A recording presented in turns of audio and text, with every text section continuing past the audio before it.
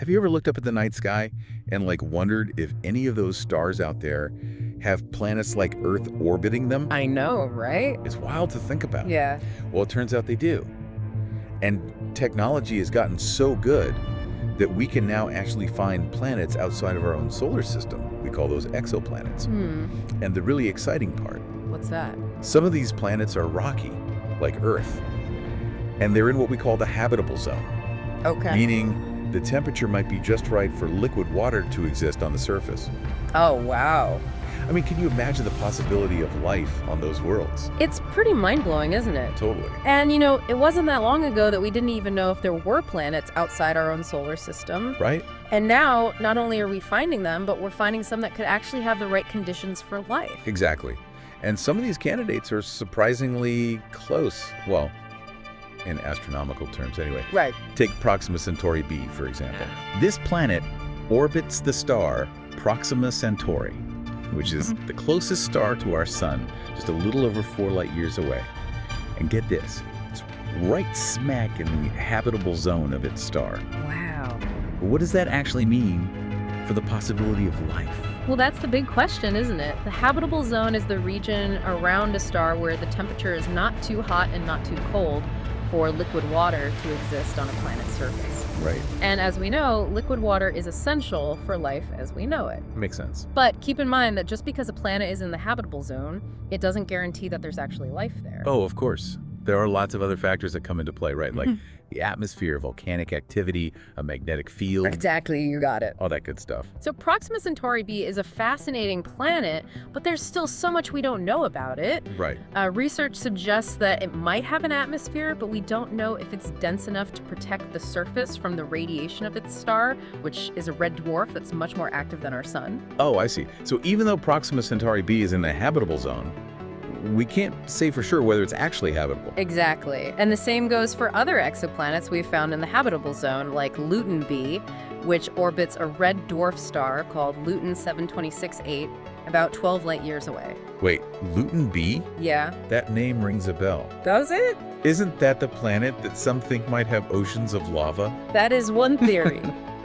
Because of how close Luyten b is to its star, some scientists think it could be tidally locked, with one side always facing the star and the other always in darkness. Oh, okay. And this could create some pretty extreme temperature differences on the surface, with one side scorching hot and the other freezing cold. But of course, this is all just speculation. Right. We don't have enough information to confirm it yet. It's incredible to think about the variety of worlds that could be out there, isn't it? From planets with oceans of water to planets with oceans of lava. It's like science fiction is becoming reality. I know. Every new discovery just opens up our minds to new possibilities. And this is just the beginning. With current technology, we're already finding thousands of exoplanets. Wow. And in the coming years, we're expected to discover many, many more. That is really exciting. But speaking of technology, let's say we find a planet that's perfect for life. You know, oceans, continents, a breathable atmosphere. How would we even get there? Yeah. Is interstellar travel even possible with our current technology? That's the million-dollar question, isn't it? And the answer, at least for now, is a little bit discouraging. The distances we're talking about are just mind-bogglingly huge. Okay, explain it to me like I don't know anything about astronomy. Yeah.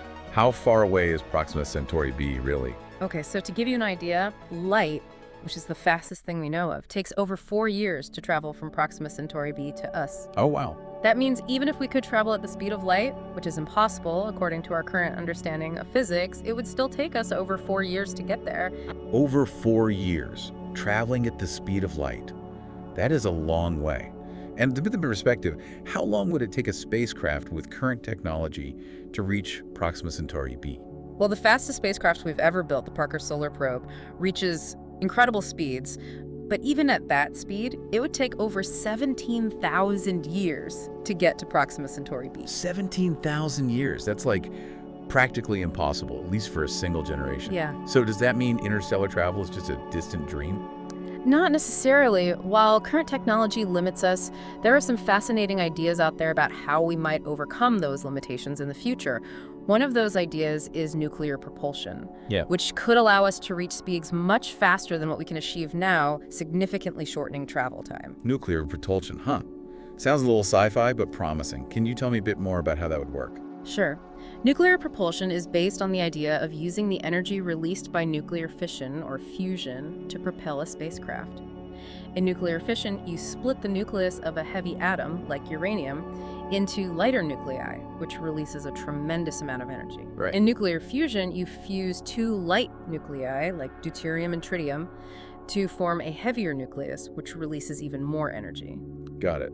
So instead of using chemical fuels, like in current rockets, we'd be using nuclear energy to power the spacecraft. But is it actually feasible to build a spacecraft with nuclear propulsion? And how fast could we travel with it? It's a technology that's still under development, but there are several projects underway that are exploring the feasibility of nuclear propulsion. Wow. And it's estimated that with nuclear propulsion, we could reach speeds of up to 10 or 20% the speed of light. Wow, that would be incredibly fast. At that speed, we could reach Proxima Centauri b in a matter of decades, right? Exactly. A 40-year trip to Proxima Centauri b doesn't sound so crazy anymore, does it? True.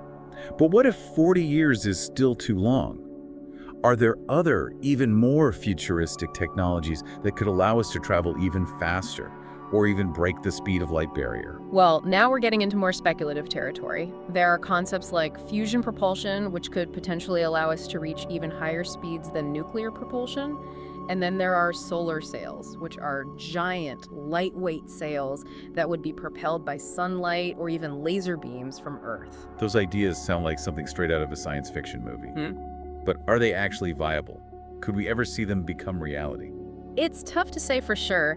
Science is advancing at an incredible pace, but there are still many technological challenges to overcome. However, the mere idea that these technologies might be possible gives us incredible hope for the future of space exploration. It does. And even though large-scale interstellar travel might still be a long way off, we can expect to see significant advances in exploring our own solar system in the coming decades. Missions to Mars, the Moon, even to the outer reaches of the solar system will become more common and more ambitious. Definitely. And who knows, maybe in the not-too-distant future, humanity will finally reach for the stars and discover the secrets that the universe holds. It's a thought that fills us with excitement and invites us to keep dreaming. But before we delve into those more futuristic possibilities, I'd like to talk a bit more about some of the exoplanets that we've already discovered that could potentially harbor life. What can you tell us about them? Oh, there are so many fascinating planets out there. One that really stands out is Kepler 452, sometimes called Earth's cousin. Earth's cousin? That sounds intriguing. Why do they call it that? Well, it orbits a star very similar to our sun at a distance that puts it right in the habitable zone. It's a bit larger than Earth, but scientists believe it could be rocky and have an atmosphere. Wow. That means it could have oceans, continents. Who knows what other wonders we might find there. Is there anything else we know about Kepler 452b? Unfortunately, distance is a big hurdle. Kepler 452b is located about 1,400 light-years away, much farther than Proxima Centauri b. With current technology, it would be virtually impossible to get there. 1,400 light years. That's a truly overwhelming distance. I guess for now we can only dream of exploring it someday. But you mentioned that there are many other interesting exoplanets. Are there any that you find particularly promising in the search for life? Absolutely. The TRAPPIST-1 system is really fascinating. It has 7 planets, 3 of which are located in the habitable zone. 7 planets. That's a crowded solar system. Yeah. And what do we know about these habitable planets? Are they similar to Earth? The 3 TRAPPIST-1 planets that are in the habitable zone, TRAPPIST-1, F, and G, are similar in size to Earth. Scientists believe they could be ocean worlds, largely covered by water. Ocean worlds. It's amazing to imagine the marine life that could exist in those oceans. Could they harbor life as we know it? It's an exciting possibility, isn't it? While we don't yet have definitive proof of life on other planets, these discoveries give us reason to be optimistic. True. Every new discovery brings us a little closer to answering the fundamental question: are we alone in the universe? Exactly. And even if we don't find intelligent life like ours, the possibility of finding any kind of life, no matter how simple, would be a monumental discovery. I completely agree. It would be proof that life is not a unique phenomenon on Earth, but can arise in other parts of the universe. But going back to the topic of interstellar travel, if we find a habitable planet, how could we get there? Do you think it will ever be possible to travel such vast distances? It's a tough question. As we mentioned earlier, distances are a major challenge. But history has shown us that humanity is capable of overcoming obstacles that seemed insurmountable. Who would have imagined 100 years ago that we could fly to the moon or send robots to Mars? You're right. Technology is advancing at an incredible pace. What kinds of futuristic technologies could make interstellar travel possible? Well, we've already talked about nuclear propulsion, fusion propulsion, and solar sails. But there are other, even bolder ideas like wormholes and warp drive. Wormholes, warp drive. Those ideas sound like pure science fiction. Can you explain what they are? Wormholes are a kind of shortcut through space-time. Imagine you can fold a sheet of paper so that two distant points touch. A wormhole would be something like that, a tunnel that connects two points in the universe, allowing for much faster travel than through normal space. It sounds incredible, but also a bit scary. Couldn't we end up lost in some remote corner of the universe if we travel through a wormhole? That's one of the big unknowns. If wormholes exist, we don't know how to control them or where they lead. They could be unstable, collapse in on themselves, or take us to places we don't want to go. I see. I guess for now it's better to keep our feet on the ground. But what about warp drive? That technology that allows Star Trek ships to travel faster than light. Warp drive is based on the idea of warping space-time around a spacecraft, creating a bubble that moves faster than light. The ship itself doesn't move faster than light inside the bubble, so it doesn't violate the laws of physics. Sounds complicated. Is this something that current science considers viable? The theory behind warp drive is based on Einstein's general relativity, but there are still many technical and theoretical challenges to overcome. It would require manipulating energy and matter in ways we can't yet imagine. I understand. It seems that interstellar travel, at least in the Star Trek way, is still a long way from being a reality. But it's fascinating to think about all these possibilities. Don't you think that the very idea of exploring other worlds, of searching for life on other planets, is something that drives us as a species? Absolutely. The search for the unknown, the need to explore and discover, is a fundamental part of human nature. And space, with its infinite possibilities, is the perfect setting for this quest. I totally agree. But speaking of possibilities, what if, even with those futuristic technologies, the distances are still too vast for a human lifetime? Are there any other options that will allow us to reach the stars? Yes, there is one idea that, although it sounds extreme, could be the solution. Generation ships. Generation ships? You mean those giant spaceships where multiple generations of humans live and die during the journey? Exactly. Imagine a huge spaceship, like a self-sufficient space city, designed to house multiple generations of humans or even robots on journeys that could last for centuries or millennia. It's a fascinating idea, but also a bit sad, don't you think? To think of entire generations living and dying on a spaceship, never setting foot on a planet. I understand your point of view. It would be a huge sacrifice, but also a testament to human determination to explore the cosmos. And who knows, maybe technology will advance enough during the journey so that the last generations can reach their destination and start a new life on a new world. Yeah, that's right. Hope is the last thing we lose. And the possibility of finding a new home for humanity, even at such a high cost, is something that certainly deserves to be considered. But leaving aside futuristic technologies and interstellar travel, let's get back to reality for a moment. Getting back to reality, I think it's important to point out that while large-scale interstellar travel is still a long way off, there are many advances we can expect to see in the coming decades in exploring our own solar system. Absolutely. Sometimes we get caught up in the excitement of the unknown and forget about the wonders we have closer to home. What kind of missions can we expect to see in the near future? Well, robotic missions to Mars will become even more sophisticated with the goal of searching for signs of past or present life. Oh, wow. Imagine we could find fossils of microorganisms or even evidence of liquid water in the Martian subsurface. That would be a historic discovery. And let's not forget about the moon. I've heard there are plans to establish a permanent lunar base. Yes, a lunar base would serve as a stepping stone for future explorations, both within our solar system and beyond. Okay. Plus, the moon is an ideal place to conduct scientific research, like studying the formation of the solar system or testing new technologies. It's incredible to think that we could have a permanent human presence on the moon in the not-too-distant future. And speaking of our solar system, what about the gas giants and their moons?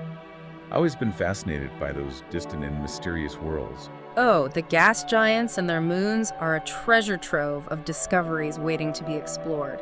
For example, Europa, a moon of Jupiter, has a subsurface ocean that could potentially harbor life. Really? And Enceladus, a moon of Saturn, has geysers that erupt water into space, suggesting the possibility of a habitable environment beneath its surface. Wow. It seems like our solar system is full of surprises. And with every new space mission, we learn more about our place in the universe. But I can't help but feel a little impatient to see when we'll be able to send humans to other planets, especially Mars. Do you think we'll see that in our lifetime? Crewed missions to Mars are an ambitious goal, but also a huge challenge. The journey itself would be long and dangerous, and the surface of Mars is a hostile environment for humans. You have to consider the spin radiation, the lack of gravity, the need to create life support systems. There are many obstacles to overcome. I understand. I suppose the safety of the astronauts is the #1 priority. But despite the challenges, I can't help but feel excited about the possibility of seeing humanity take that giant leap in space exploration. Me too. It's a dream that has inspired generations, and I'm confident that one day it will become a reality. In the meantime, we'll continue to dream about the stars and the possibility of discovering other worlds, whether in our solar system or in distant galaxies. And who knows, maybe one day we'll find the answer to the question that has intrigued us for centuries. Are we alone in the universe? Exactly. Space exploration opens our minds to endless possibilities and reminds us that we are part of something much greater than ourselves. It does. You know, to close out this incredible deep dive into the world of exoplanets and space exploration, I'd like to read a paragraph that perfectly captures the spirit of searching for life on other worlds. Seems great. What inspiring words to end this journey through the cosmos. And remember, the exploration continues, and with it, the possibility of discovering the unimaginable. It does. Until next time, explorers, keep looking up at the stars and dreaming about the wonders that the universe holds for us.